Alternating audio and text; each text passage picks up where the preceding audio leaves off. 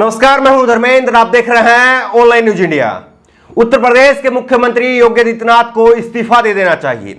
उत्तर प्रदेश के मुख्यमंत्री योगी आदित्यनाथ को दोबारा से गोरखपुर लौट जाना चाहिए और वहां जाकर के घंटी घड़ियाल बजाने का काम करना चाहिए, क्योंकि उत्तर प्रदेश के मुख्यमंत्री के बस की बात नहीं है उत्तर प्रदेश की सरकार चलाना, उत्तर प्रदेश की कानून व्यवस्था को कायम करना। यह उत्तर प्रदेश के मुख्यमंत्री के बूते की बहार की बात हो चली है।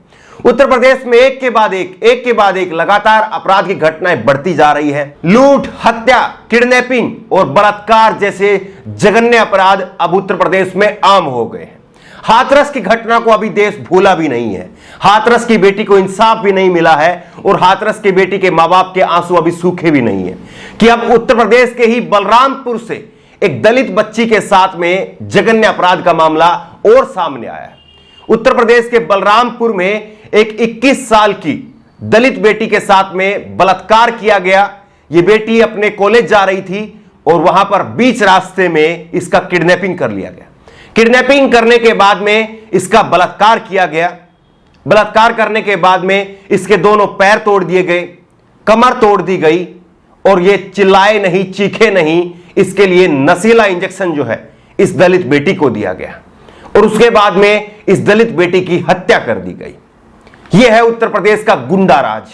यह है उत्तर प्रदेश की सरकार की नाकामी, योगी आदित्यनाथ सरकार की नाकामी, उत्तर प्रदेश की पुलिस प्रशासन की नाकामी।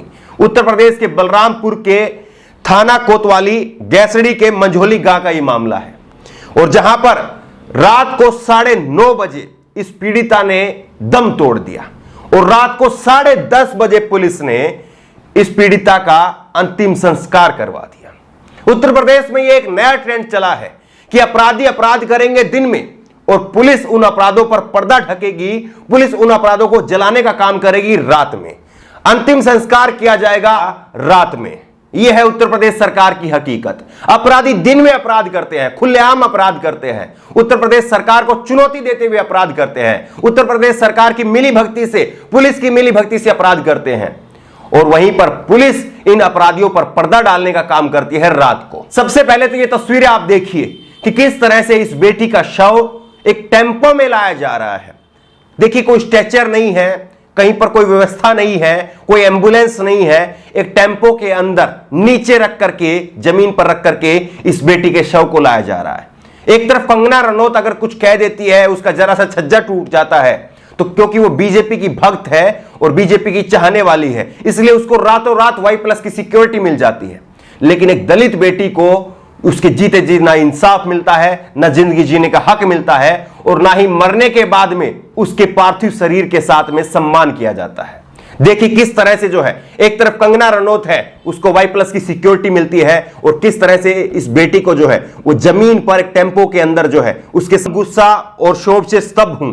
अब बलरामपुर में हाथरस से भी भयानक वारदात हुई है। दलित समाज की एक बच्ची के साथ गैंगरेप हुआ। दोनों पैर तोड़ दिए गए, कमर तोड़ दी गई, मुंह बंद करने के लिए घातक इंजेक्शन ठूस दिया गया और फिर हत्या कर दी गई। यह है उत्तर प्रदेश की हकीकत। वहीं पर रोहिणी सिंह ने लिखा है, हाथरस के बाद अब बलरामपुर, नशीला इंजेक्शन देकर गैंगरेप करने के साथ साथ बेटी की कमर तोड़ दी गई, उसके पैर तोड़ दिए गए और इसी के साथ साथ प्रदेश की हर बेटी की उम्मीद भी तोड़ दी गई। कृपया मुख्यमंत्री योगी आदित्यनाथ इस बेटी का अंतिम संस्कार उसके परिवार को ही करने दीजिए। वहीं पर प्रशांत शुक्ला ने लिखा है, और इस तरह से रात 9:30 बजे गैंगरेप पीड़िता ने दम तोड़ दिया और 10:30 बजे उसका अंतिम संस्कार हो गया। देखिए किस तरह से जो है रात को 10:30 बजे, 9:30 बजे ये पीड़िता दम तोड़ती है। 9:30 बजे हिंदू रीति रिवाज के हिसाब से कोई अंतिम संस्कार करने के लिए समय नहीं होता है, लेकिन वहीं पर 10:30 बजे पुलिस जो है वो जबरदस्ती एक बार फिर से इनका अंतिम संस्कार करवा देती है। देखिए किस तरह से जो है वो अंतिम संस्कार रात। और सबसे दुखद बात यह है कि सरकार की तरफ से ऐसे अपराधों को पूरी तरह से इग्नोर किया जा रहा है, नकारा जा रहा है। सरकार मानने के लिए ही तैयार नहीं है, सरकार एक्शन लेने के लिए ही तैयार नहीं है। हाथरस की घटना को ही ले लीजिए, इतना बवाल हुआ। पहले उत्तर प्रदेश की सरकार ने महज 10 लाख रुपए का जो है मुआवजा दिया और उसके बाद में जब प्रेशर बढ़ा, प्रेशर बढ़ने के बाद में 15 लाख रुपए और बढ़ा दिए। आप बताइए कि क्या यह उत्तर प्रदेश की सरकार का शासन है? क्या इस तरह से उत्तर प्रदेश की सरकार जो है वो योगी आदित्यनाथ चला रहे हैं? और अभी तक जो है वो सरकार की तरफ से कोई बड़ा नुमाइंदा उस मां बाप को मिलने के लिए नहीं पहुंचा है। उत्तर प्रदेश की सरकार में कोई नुमाइंदा जो है वो अभी तक सरकार की तरफ से उस मां बाप के पास में नहीं पहुंचा है। और अब बलरामपुर में ऐसी घटना हो गई, दलित बच्ची के साथ में ही एक बार फिर से ऐसी घटना हो गई है। क्यों आखिरकार गरीबों को, मजलूमों को, दलितों को निशाना बनाया जा रहा है उत्तर प्रदेश की सरकार में? क्या फिर इसीलिए जो है वो लोग नारा देते थे कि सूट बूट की सरकार है, अमीरों की सरकार है, गुंडों की सरकार है, अपराधियों की सरकार है? किस तरह से जो है बेगुनाह बेबस लोगों को जो है वो निशाना बनाया जा रहा है वो आपके सामने है। और इसका सबसे ज्यादा दुष्प्रभाव क्या होता है आपको मालूम है? इसका सबसे ज्यादा दुष्प्रभाव यह होता है कि ऐसी घटनाओं के बाद में ना जाने कितने मां बाप, ध्यान से सुनिएगा इस बात को, ऐसी घटनाओं के बाद में ना जाने कितने मां बाप अपनी बच्चियों को स्कूल भेजने से पीछे हट जाएंगे। कितने मां बाप अपनी बच्चियों का बाल विवाह कर देंगे ताकि उनकी बच्चियां जो है वो दूसरे के घर में चली जाएं, पराई हो जाएं और वो अपनी जिम्मेदारी से मुक्त हो जाए। समाज का एक करूर चेहरा जो है वो ये भी है, लेकिन इसके लिए सरकार भी जिम्मेदार है। अगर सरकार इस तरह से अपराधों पर लगाम लगाएगी तो उन मां बापों की भी कुछ हिम्मत बंधेगी, उन मां बापों की भी हिम्मत बंधेगी और उन बेटियों को भी जो है वो अवसर मिल सकेगा, वो बेटियां कुछ कर पाएंगी। लेकिन ऐसी घटनाओं की वजह से ही ना जाने कितनी लड़कियों को स्कूल छोड़ने पर, कॉलेज छोड़ने पर मजबूर होने पड़ेगा और कितनी लड़कियों का बाल विवाह कर दिया जाएगा।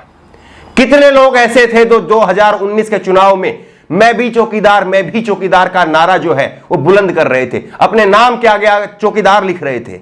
आज कहां है वो चौकीदार? आज कहां है वो लोग? कहां मर गए हैं वो सब के सब चौकीदार? आज बेटियों के साथ में इस तरह से जघन्य अपराध हो रहे हैं और कोई देखने वाला, सुनने वाला नहीं है। ब्रजेश मिश्रा के भारत समाचार के एक रिपोर्टर हैं वीरेंद्र सिंह और बेहद शानदार तरीके से व्यंग्य करते हैं। देश के राष्ट्रपति रामनाथ कोविंद जी का जन्मदिन है, उनको बधाई हो, उनका स्वास्थ्य अच्छा हो। लेकिन राष्ट्रपति रामनाथ कोविंद जी आप देखिए कि किस तरह से उत्तर प्रदेश में गुंडा राज हो रहा है। क्या राष्ट्रपति रामनाथ कोविंद जी आप ये देख रहे हैं कि उत्तर प्रदेश की सरकार किस तरह से नाकाम हो गई है? क्या उत्तर प्रदेश में राष्ट्रपति रामनाथ कोविंद जी आप ये देख रहे हैं कि उत्तर प्रदेश में राष्ट्रपति शासन लगा दिया जाना चाहिए, ये समय आ गया है? या राष्ट्रपति रामनाथ कोविंद जी आप ये नहीं देख रहे हैं कि किस तरह से दलितों के साथ में अत्याचार हो रहा है? और जब भाजपा ने आपको राष्ट्रपति बनाया था उस वक्त में कहा था कि आप एक दलित को जो है भाजपा राष्ट्रपति बना रही है। एक दलित के राष्ट्रपति होते हुए किस तरह से दलित बेटियों के साथ में अत्याचार हो रहा है, किस तरह से दलित बेटियों को जो है वो जान से हाथ धोना पड़ रहा है। क्या राष्ट्रपति रामनाथ कोविंद जी आप ये देख रहे हैं या आपने भी अपनी आंखें बंद कर ली है? ये देश की जनता ये आपसे सवाल पूछ रही है। राष्ट्रपति रामनाथ कोविंद जी आप अपना धर्म जरूर निभाएंगे, हमें उम्मीद है। क्या आपको नहीं लगता कि राष्ट्रपति रामनाथ कोविंद को उत्तर प्रदेश में राष्ट्रपति शासन लगाए जाने के खुद से जो है वो पहल करनी चाहिए? क्योंकि जिस तरह से उत्तर प्रदेश की सरकार जो है वो नाकाम हो गई है और जिस तरह से उत्तर प्रदेश में लगातार अपराध बढ़ रहे हैं, क्या ऐसे में उत्तर प्रदेश के मुख्यमंत्री बने रहे योगी आदित्यनाथ, क्या ऐसा उनको हक मिलना चाहिए? क्या उनको खुद से जो है वो इस्तीफा नहीं दे देना चाहिए? इस खबर को लेकर के, इस वीडियो को लेकर के आपकी जो भी राय हो, उत्तर प्रदेश में किसकी सरकार रहनी चाहिए, उत्तर प्रदेश में क्या राष्ट्रपति शासन लागू हो जाना चाहिए, आपकी राय क्या है? नीचे कमेंट बॉक्स में अपनी राय जरूर दें। और इसी तरह की तमाम खबरों के लिए ऑनलाइन न्यूज इंडिया को सब्सक्राइब करें, साथ में जो बेल आइकन बनी हुई है, जो घंटी बनी हुई है, उसको जरूर दबाएं ताकि जैसे कोई वीडियो हम अपलोड करें उसकी नोटिफिकेशन आपको तुरंत मिल सके। धन्यवाद। इस खबर को अभी लाइक करें, शेयर करें और ऑनलाइन न्यूज इंडिया की सभी खबरें अपने मोबाइल फोन पर सबसे पहले देखने के लिए अभी चैनल को सब्सक्राइब करें और घंटी जरूर दबाएं।